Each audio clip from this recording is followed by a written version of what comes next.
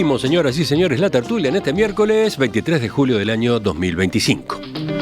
Hoy la mesa internacional con Gustavo Calvo, conductor de La Hora Global acá en Radio Mundo. Buen día, Gustavo. Buenos días y muchas gracias por la invitación. Y con Leo Harari, que tiene a cuesta su larga trayectoria en organismos internacionales como UNESCO, BID, Programa de Naciones Unidas para el Desarrollo, Organización Internacional para las Migraciones. Leo, también, bienvenido. Muchas gracias, buenas para todos. Vamos al primer tema de nuestra agenda. Este domingo se cumplieron 6 meses del inicio del segundo gobierno de Donald Trump como presidente de Estados Unidos. Desde su regreso a la Casa Blanca, el republicano ha desplegado una agenda intensa y disruptiva, marcada por el endurecimiento de la política migratoria, una ofensiva arancelaria a escala global y un uso inédito del poder ejecutivo, con más de 170 decretos firmados en este lapso. Trump regresó al poder con la promesa de revitalizar al país, ¿no? Aquello de Make America Great Again. Y, fiel a su estilo, ha impulsado redadas masivas, deportaciones express y un aumento fuerte de la vigilancia en la frontera sur. Amenazó con aranceles del 50% a todas las importaciones de Brasil, una decisión que vinculó directamente al juicio que allí se lleva a cabo por intento de golpe de Estado a Jair Bolsonaro, y aprobó una ambiciosa reforma fiscal que recorta impuestos a los más ricos, reduce programas sociales y eleva el gasto en defensa. En política exterior, ha ordenado ataques selectivos en Medio Oriente, presiona a los aliados de la OTAN para que aumenten su presupuesto militar y promueve una narrativa de fuerza y repliegue estratégico. Todo ello mientras avanza con el proyecto 2025, una hoja de ruta para rediseñar el Estado bajo una visión que sus críticos describen como conservadora, nacionalista y autoritaria. Entonces, les pregunto, ¿qué dicen ustedes? ¿Cómo lo han visto? ¿Qué está en juego en nuestra nueva administración Trump? Empiezo con Leo, porque hace unos días en otra intervención nos contaba que había estado sacando conclusiones justamente, ¿no? Y que ahora entendía un poco más lo que estaba haciendo Trump. ¿En qué sentido? No, lo que empecé a verificar, si querés, es que hay una cierta coherencia en las decisiones tomadas que es mayor que la del primer mandato, en donde parecía más errático y puramente voluntarista. Existe, y entonces ahí fue que empecé a encontrar pistas. Por ejemplo, hay alguien que se puso a ver qué concordancia hay entre el proyecto 2025 y los decretazos, y el porcentaje de concordancias entre las leyes aprobadas, los decretos hechos y las decisiones administrativas tomadas del 46%. O sea que prácticamente la mitad del proyecto 2025 que fuera hecho bajo el liderazgo de la Heritage Foundation y con un conglomerado de organizaciones de extrema derecha y de fundaciones neoconservadoras, se está aplicando. Eso es bastante interesante, porque eso no correspondía para nada con lo que era el esquema de funcionamiento del primer mandato. Y si se está aplicando es porque conduce a alguna parte. El proyecto 2025 es un proyecto de toma de poder y de orientación del Estado hacia, como tú acabas de decir muy bien, autoritario, conservador, y dijiste algún otro adjetivo calificativo que era perfectamente adecuado para describir esto. Sí, estoy hablando de objeciones de los críticos, ¿no? Dicen que es conservador, nacionalista y autoritario. Correcto, yo pienso lo mismo,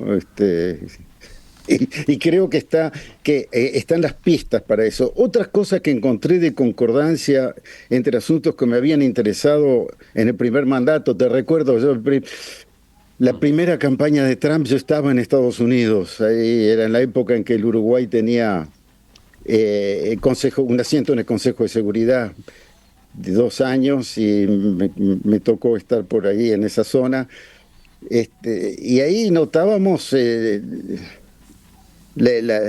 intento de gobernar más que la manera de gobernar. En cambio, ahora, por ejemplo, la abrumadora cantidad de decretazos y de noticias y de acontecimientos, eso ya estaba escrito en un libreto que yo leí en la primera campaña, 2015, en la que Steve Bannon, del cual enseguidita di cuenta a una tertulia de la época, daba el formato que había que tener para manejar el gobierno si era un gobierno de derecha. Y una de las primeras cosas que dice es: hay que abrumar con información para no darle tiempo a la oposición a organizarse y ponerlos a la defensiva. Otra cosa que dice es: hay que atacar constantemente a la prensa. No hay que dejarles que ocupen ningún espacio, hay que estar todo el tiempo enfrentados a la prensa para que tengan también que ponerse en la defensiva. Y ahí hay toda una serie de cosas que son un libreto que no lo aplicó bien Trump porque no estaba muy seguro que iba a pasar y que ahora lo está aplicando casi al pie de la letra. Las ideas de Steve Bannon las está aplicando sobre todo con la complicidad de Stephen Miller, que está en la Casa Blanca, y son dirigidas a la base política MAGA, popular. Hay otras medidas que las va tomando con Bessent y otros de su gabinete que son dirigidas hacia, digamos, lo que vendría a ser el programa neoconservador. Lo está haciendo. Queda una anotación para hacer, y es que de los 170 decretazos que hizo en este primer semestre, la última vez que había una cifra, había 70 que estaban bloqueados por diferentes jurisdicciones, por ser ilegales, por no corresponder, ser inconstitucionales, etcétera. O sea, hay mucho ruido y hay una cierta cantidad de nueces, que sería nuestro trabajo analizar. Gustavo, ¿tú? Sí, yo concuerdo. ¿Qué tipo de lectura haces? No, concuerdo con Leo en hacer una mirada más a mediano plazo, ¿no? Si bien son presidencias diferentes, porque básicamente son diferentes porque convengamos que Donald Trump en el interregno entre ambas presidencias hizo los deberes. Es decir, se ocupó de cooptar el partido al que estaba perteneciendo, de forma que ahora el partido le pertenece a él prácticamente. Por lo menos así en su cabeza funciona. También es cierto que hay una coherencia porque también desde el punto de vista ideológico, si podríamos llamarle así, o de corriente de pensamiento, él no ha cambiado, su entorno no ha cambiado. Las diferencias entre el primer y la segunda presidencia es que él estuvo 4 años para preparar su segunda presidencia y de alguna manera ya lo está haciendo, como dije recién, con un partido que maneja las cosas como a él le gusta, es decir, centralizando el poder. Es interesante ver, yo había hecho también un análisis de la Fundación Heritage en referido a lo que se había cumplido y a lo que no. Ellos básicamente trabajaron sobre 4 ejes, que es el control gubernamental, y ahí explicamos muchas de las cosas. El primer eje es el control gubernamental, es decir, la centralización de poder y la toma de poder. Utilizar el tema de defensa, manejar el tema de bienestar general, que es un trabajo más bien económico, la economía en sí mismo, y trabajar sobre las regulaciones. Ahí hay una serie de capítulos, en todo caso después en la segunda intervención detallo uno, porque me va a llevar 10 segundos, 20 segundos, es rápido, pero la idea es que también esas piedras en el camino que señalaba Leo desde el punto de vista judicial, algunas de sus decisiones también están previstas en el menú. Es decir, de alguna forma, uno de los elementos que la Fundación Heritage recomienda para el gobernar según sus intenciones o según su visión es que de alguna manera tiene una incidencia muy definitiva sobre el Departamento de Justicia y sobre el Poder Judicial en general. Eso lo empezó a hacer Trump en aquel momento, pero eso es algo que no sucede en tiempo real. La forma en que se maneja eso en Estados Unidos es que los gobiernos intentan incidir en el nombramiento de los jueces. Entonces, generacionalmente los jueces empiezan a rotar y generacionalmente una semilla republicana que yo pueda haber sembrado en algún momento, en unos pocos años se transforma en un juez con cierto poderío dentro del Poder Judicial y ahí tengo yo esa matriz ideológica que quería. Es la forma en que se hace, y no lo hace solo Trump, lo hicieron también el Partido Demócrata y otros partidos. En estos 180 días hay cosas que pasaron y cosas que no pasaron. En primer lugar, ese avance arancelario, ese manejo a 100 por hora de las cosas, hacía a muchos economistas prever que, bueno, iba a haber una especie de caos o una especie de derrumbe de la economía de Estados Unidos, cosa que no sucedió. No sucedió, no voy a entrar en detalles finos, pero en los detalles grandes, en los niveles de desempleo, que se mantienen en el 4, en el nivel de inflación, que se mantiene en el 2, se han creado más de 600.000 empleos. De alguna manera la economía ha seguido funcionando como podía. ¿Eso quiere decir que está fluyendo todo? No. Los aranceles, que fue el principal arma de manejo de Donald Trump frente a su relación con el mundo, era previsible que iban a tener efectos internos. Creo que lo han manejado de alguna forma en que quizás por la depreciación del dólar, también buscada por Trump, no ha derrumbado todo el castillo de naipes de la economía norteamericana. También es cierto que algunos objetivos los cumple, es decir, está siguiendo una ruta y algunas cosas a las que pretendía llegar está llegando. Ya recaudó 108.000 millones de dólares en aranceles en 6 meses. Mediante la utilización de esos aranceles y acorralar a su vecino, logró que casi desaparezcan o se reduzca al menos el 10% los cruces fronterizos con México. Y no porque Estados Unidos haya hecho un gran esfuerzo para blindar esa frontera, sino porque Claudia Sheinbaum mandó 10.000 militares a la frontera. Y mandó 10.000 militares a la frontera porque Trump presionó para que eso sucediera, vía aranceles.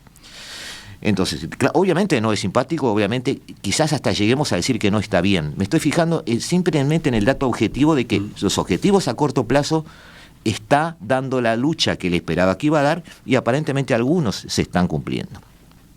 Ahora, en el terreno internacional es más problemático de analizar, porque en el terreno internacional no hay esa simetría que yo tengo con mi poca población. Es decir, pongo un impuesto y hay que pagarlo. A nivel internacional alguien me responde. Hay un juego de la sociedad internacional donde Estados Unidos hoy es bastante menos que antes, aunque sigo pensando que es la potencia hegemónica y que cuando habla se le escucha. Y allí el balance es diferente. Allí ha perdido muchas cosas y ha cumplido algunos objetivos, pero ha perdido muchas cosas relevantes. Por ejemplo, ¿qué ha perdido? Y ha perdido algo fundamental que tiene que ver con el segundo bloque que tenemos hoy. Ha perdido el capital mayor que se puede tener a ese nivel, aunque yo sea una potencia dominante, no importa. Aún siendo yo una potencia dominante, yo tengo que tener en mi bolsillo la confianza. Y ha perdido la confianza de Europa, ha perdido parte del respeto que le tenía al que va a ser su bloque adversario, que todos estamos vislumbrando cuál es, y ha perdido esa sensación de respeto, la ha mutado por temor en todo lo que hemos llamado desde hace 2 o 3 años, cuando el mundo se empezó a dividir, el resto de los países. Ese resto es el que termina estando más atemorizado que respetuoso, y eso es problemático. No sé si eso estaba en la hoja de ruta, estaba previsto o no, pero yo lo que veo es que la actitud en cuanto al manejo de las relaciones internacionales y la política exterior de Estados Unidos es una actitud convencida y que no tiene matices. Así que o calcularon muy bien las cosas y algo va a suceder que no sabemos, o se van a ver a muy corto plazo con una respuesta que no prevén. Y ahí ya no puedo, ver ese futuro, pero... Me quedo intrigado con esto último que dijiste, pero vuelvo a Leo, a ver si él retoma por ahí o va por otro lado. Sí, no, puedo seguir sobre el camino que estaba Gustavo. Efectivamente hay logros y hay fallas. Lo que me hubiera gustado anotar es que hay también una dicotomía, una ambivalencia entre el discurso y lo que hacen. El trabajo de Trump en buena parte es el discurso, es mover a la gente, es tener una base que le sirve para el proceso electoral y le sirve también para amedrentar cuando es necesario y para tener gente probada para ponerlo en lugares claves, pero que no corresponde después con lo que pasa. Por ejemplo, Una cosa que decía cada vez que hablaba en público era que él podía terminar la guerra en Ucrania de un día para el otro, que lo de el Medio Oriente se arreglaba en 3/4 de hora, y ya vemos en lo que estamos. Él dijo que iba a disminuir la presencia militar de Estados Unidos, sin embargo no es lo que está pasando.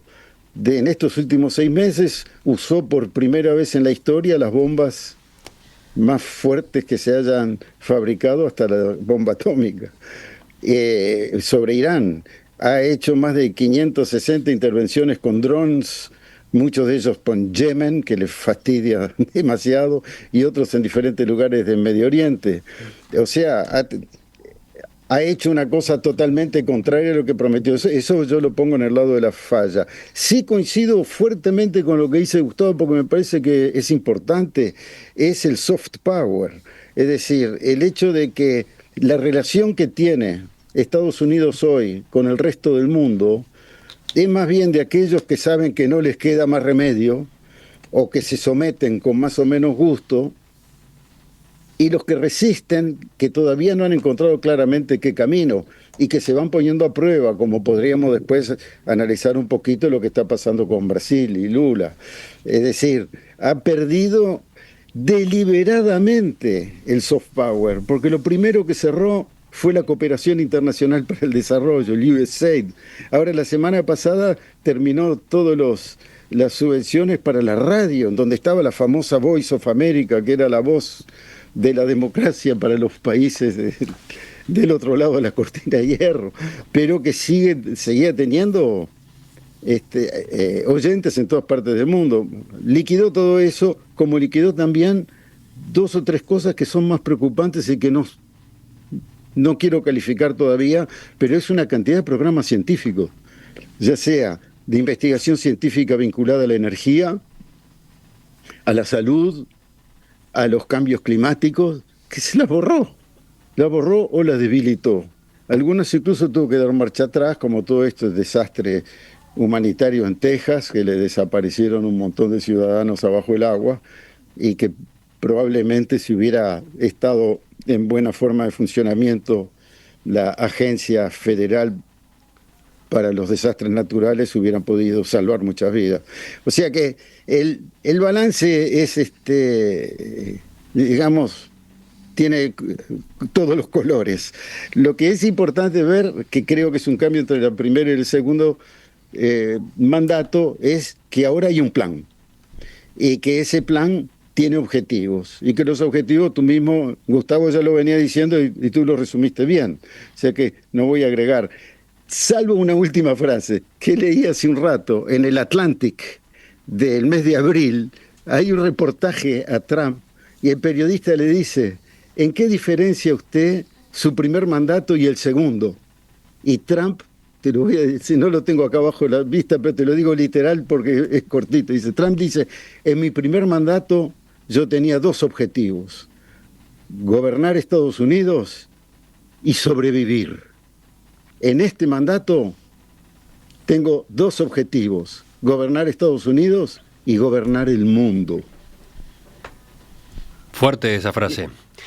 Me parece y más notable que la diferencia, ¿no?, entre un mandato y el otro. Sí, pero bueno, quiere decir que, digamos, si siguiéramos analizando esto, pero quizás vale la pena avanzar, pero una de las pistas de lo que yo te comentaba el otro día, que estoy empezando a ver, es una línea muy flaquita, sinuosa y difícil de definir entre lo racional y lo irracional, que Trump maneja bien para su base más primaria, tan primaria que ahora se le vuelve en contra con el asunto Epstein, que quizás hablemos. Pero ese borde entre lo racional y lo irracional, yo me quedo a veces como en el borde del abismo. Cuando el tipo dice, ahora tengo que gobernar el mundo también, no hay ninguna pista de que es una cuestión de humor o una provocación. Lo dice con la misma en el mismo tono con lo que venía el resto de la entrevista. Entonces, ¿dónde se acaba la racionalidad? ¿O dónde se cree él realmente que está gobernando el mundo? Gustavo. Yo veo esas dos frases como dos exposiciones de debilidades. En su primer tiempo, en su primer round, al estilo de Maquiavelo, porque eso es lo que dice Maquiavelo, el primer objetivo es llegar al poder, el segundo es mantenerse. Los desafíos que tenía Donald Trump eran justamente esos: llegar al poder y luego mantenerse en un partido republicano que no le era totalmente fiel. Venían de una experiencia un poco más o menos traumática con el Tea Party, venían con una especie de disgregación de los votos entre varios líderes regionales, poca concentración, y aparecía Trump y lo llevó a la presidencia. Eso les implicó respeto, pero hasta ahí. Tuvo sus revueltas internas. Y hoy tiene la preocupación de llegar al poder y tiene la preocupación de gobernar el mundo, y esto es una interpretación mía, para que no lo gobierne otro. Y ese es su temor hoy. Estados Unidos está enfrentado hoy a una cuestión, no voy a decir existencial porque no va a dejar de existir, pero es una pérdida de un sitial que, si lo llega a perder del todo, tiene muchísimas consecuencias negativas para Estados Unidos. Es decir, perder, además en este estilo de confrontación que se está dando, no seamos inocentes, también por China, en esta forma de enfrentarse. No es una guerra con armas esta, sino que son armas tecnológicas. Ya China tiene sus propios chips. En esta forma de enfrentarse no se apuesta tanto a imbricar y a complementar economías, sino a divorciarse, a tener sectores, a que unos tengan sus propios chips y otros tengan los suyos, a que incluso no sean compatibles, a manejar el dinero por distintas vías desde el punto de vista bancario y financiero. Nada de compatibilidad. Entonces, si China pierde este enfrentamiento, vamos a hablar un poquito. El otro día escribí a Leo, no sé si se puede hablarlo o decirlo, pero estaba escribiendo sobre la trampa de Tucídides. Sale el viernes en Brecha. Bien, no digo nada entonces. Hay una potencia emergente. La potencia emergente puede ganar o puede perder. Muchas veces se sustituyó la potencia que estaba en el poder. Pero en el caso del Peloponeso, por ejemplo, no se sustituyó, Atenas perdió, definitivamente, pero planteó esa disyuntiva. Es decir, si la potencia emergente pierde, si China pierde, vuelve a un estado bastante mejor del que estaba antes y avanzó bastante. Pero si Estados Unidos pierde, en la visión de Trump, y seamos sinceros, también de muchos demócratas, porque tenemos que escuchar los discursos de los demócratas en la anterior presidencia, veían a China claramente como un adversario. Estados Unidos tiene mucho que perder, y Donald Trump hoy se ve enfrentado a eso. Y yo lo que veo no es... veo un manejo autoritario, pero veo ese manejo autoritario en una forma que no admite matices, eso es preocupante, pero veo sesgos de desesperación en muchas de las acciones. Y el tema es que eso, no sé si tiene tanta marcha atrás. Esa pérdida de confianza, por ejemplo, con Europa. Europa está sacando el oro de Estados Unidos. El oro de los países europeos está en Fort Knox, está en 2 o 3 lugares diferentes. Están mandando aviones, y como dijera Giorgia Meloni la semana pasada, el oro romano en suelo romano. Ya no dice italiano, dice romano. Este es un tema para otro día, ¿no? Sí, pero está sucediendo... Europa retirando el oro que en su momento, después de la Segunda Guerra Mundial, depositó en Estados Unidos. Exactamente. ¿No? Guardó en Estados Unidos, llevó para que estuviera a cubierto, para que estuviera seguro en Estados Unidos. Ese oro está volviendo a cada uno de los países. Lo retiran. Eso es pérdida de confianza.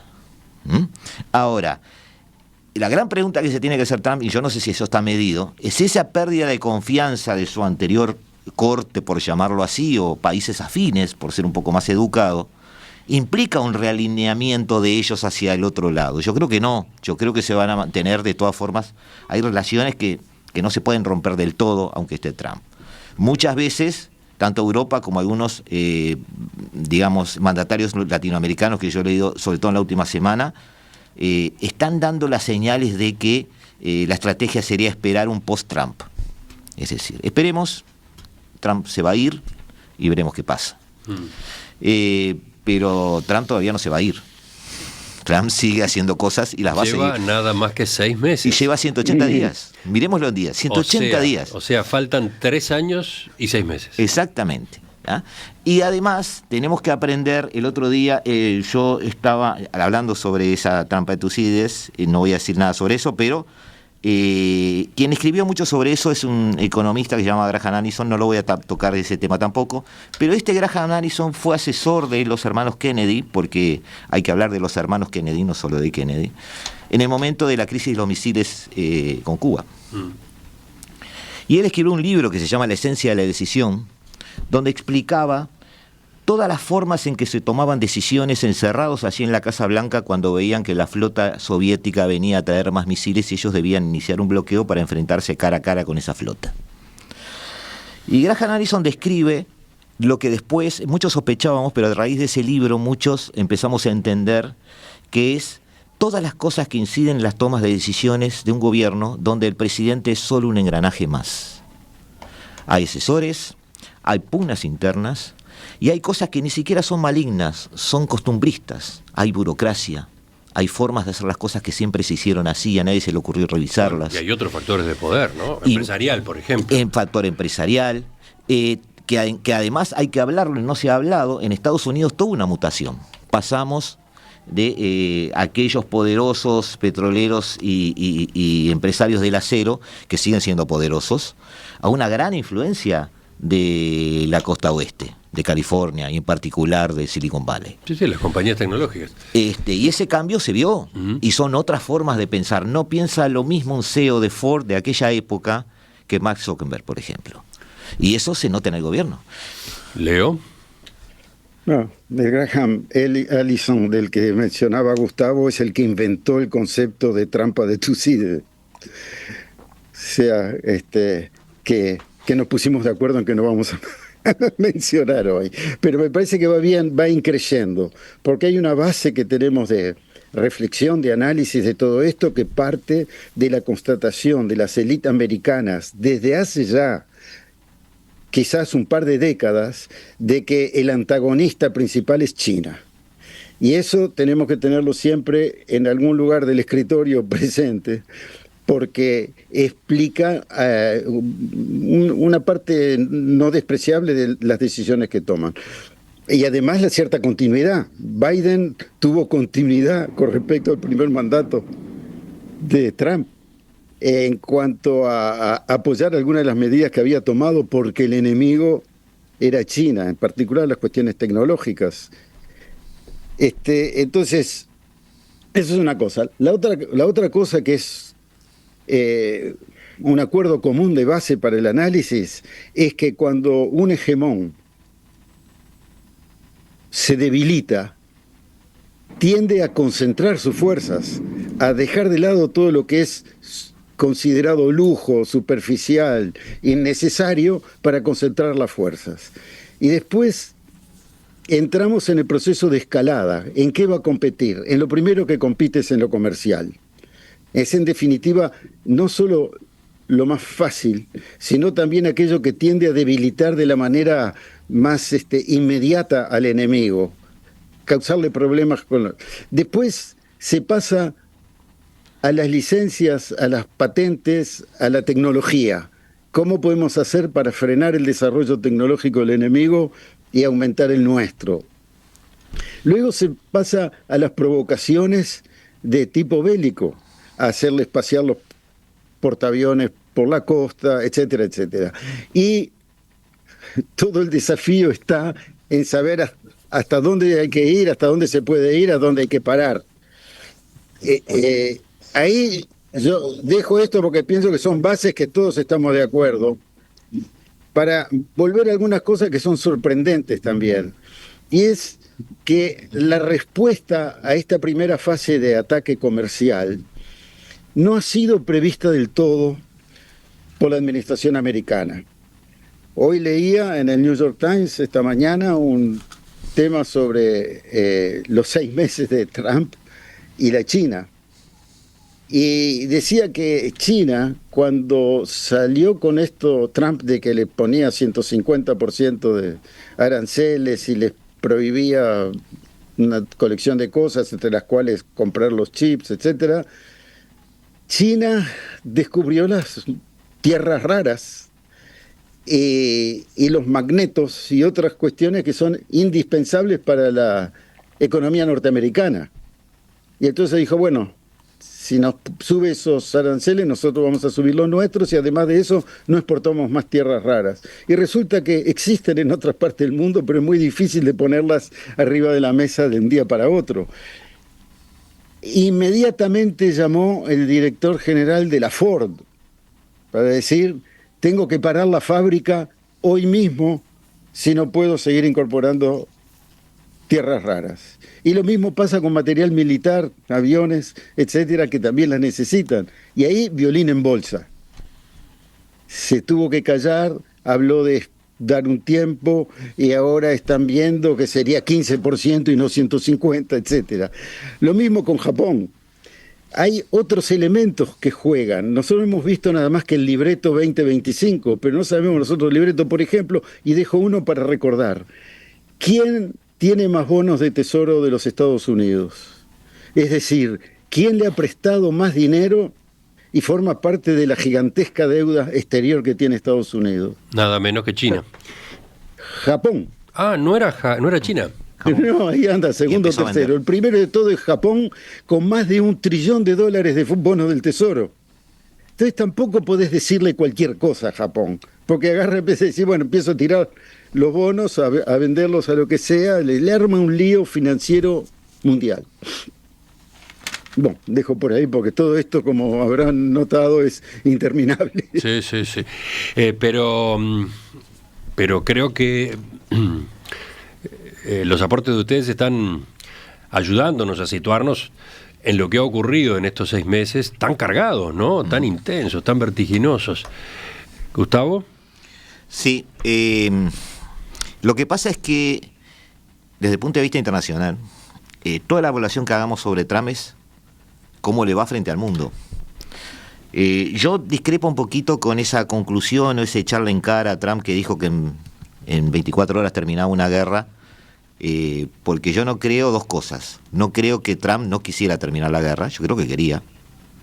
Y yo no creo que Trump sea Dios. Es decir, cuando alguien dice voy a terminar la guerra, yo lo que interpreto es que intenta terminar la guerra, intentará terminar en 24 horas y está convencido que puede terminar en 24 horas. Pero si él se equivoca, no quiere decir que él sea el propulsor de la guerra. Es decir, él quiere terminar la guerra y está haciendo en su mente, no somos Trump, en su mente, lo que él entiende que es necesario para terminar esa guerra. Entonces yo no le echaría en cara a quien quiere terminar una guerra que no pudo. Bueno, acepto el error y acepto la discordancia. ¿Está hablando Leo? ¿Qué decías? No, porque justamente una parte de lo difícil del análisis es lo que es verdad y es mentira, lo que es una expectativa y lo que es una cosa que uno está dispuesto a ver. Por ejemplo, la apreciación que tiene Trump de Putin se ha demostrado equivocada, no una, correcto, sino 50 veces. La percepción que tenía Kim Jong-un del gordito norcoreano eran cartas de amor, mientras el otro terminó su programa nuclear. Después que tuvo la bomba atómica, ni le contestaba a Trump sus cartas de amor. Y él erra grueso en cualquiera que lo sepa adular un rato. Leo, estoy de acuerdo en eso que estás diciendo. Son errores. Bueno, era nada más, pero perdóname, termino porque mi conclusión de esto no es el hecho en sí, sino es el hecho de que hay una doble tarea en esto que fue como yo empecé hoy a hablar. Y hay una parte que es el proyecto pesado de los neoconservadores y la extrema derecha, y otra parte es un actor que está haciendo un show que tiene que mantener, y lo hace muy bien, una base que es capaz de cualquier cosa y que es leal. Y ahí dice cualquier cosa y hace cualquier cosa. Y eso es lo que no tenemos que confundirnos. Claro, yo iba por eso porque iba a tu segunda frase de que no se condice el discurso con lo hecho, y para mí eso es premeditado. Para mí eso no es un error. Para mí es una forma de actuar de él donde yo amenazo y después veo qué pasa. Ahora, bueno, si ves, han pasado 180 días. Nosotros tenemos derecho a preguntarnos ahora si hacer eso es eficiente, si hacer eso está dando, además de resultados materiales que algunos parecen haber, con muchos debes, eso es la forma inteligente de hacer las cosas. Yo sospecho que Leo entiende, por lo que ha dicho ahora, que no. Yo también entiendo que no. Pero el tema es que va a estar ahí 4 años más. Entonces, un segundo, Leo. Va a estar ahí 4 años más. Entonces, de alguna manera, una cosa es llevar adelante una agenda conservadora. La llevó Reagan en su momento, por ejemplo, que fue el último purista en ese sentido, porque, bueno, capaz que Bush padre, Bush hijo no existe. Y otra cosa es cómo llevarla adelante. Y entonces ahí estoy muy de acuerdo con Leo en alguna de esas cosas, pero trato de entender que no le puedo echar en cara cosas que no las hace en el sentido de querer producir eso, sino que a veces le salen mal las cosas. Entonces hay que entender que las cosas también les pueden salir mal. Quiero completar tu anécdota con Ford. Porque ese mismo CEO de Ford, yo creí que tú me ibas a robar la anécdota, pero no, ibas por otro lado. Ese mismo CEO de Ford fue en junio visitó la fábrica de BYD. Y se trajo BYD y los desguazó. Y la conclusión frente a la comisión directiva, porque era el CEO, es que él estaba muy preocupado. Sí, quedó deslumbrado con lo que encontró en China y su industria automovilística. ¿Por qué estaba preocupado? O sea, él veía que había habido un gran avance, eran avances que podían llegar a tener Ford, pero lo que más le preocupaban a este CEO de Ford fueron 2 cosas que plasmó en 2 frases. En primer lugar, la rapidez con que había llegado China a saltearse espacios de innovación y llegar muy rápido a una innovación tan continua. Y en segundo lugar, que esa misma rapidez le estaba dando la confirmación de que, por ejemplo, tomando a Europa como una posible fuente de fabricación de los coches, Europa no iba a demorar menos de 7 años en llegar a ese nivel tecnológico. Entonces no hay que pensar en Europa dentro de 7 años y China hoy, hay que pensar en Europa dentro de 7 años y China dentro de 7 años. Y ese es el tema, y ese es el tema de Trump también. Los oyentes también hacen sus aportes. Elijo ya en el final de este segmento este mensaje que nos llega desde Canadá.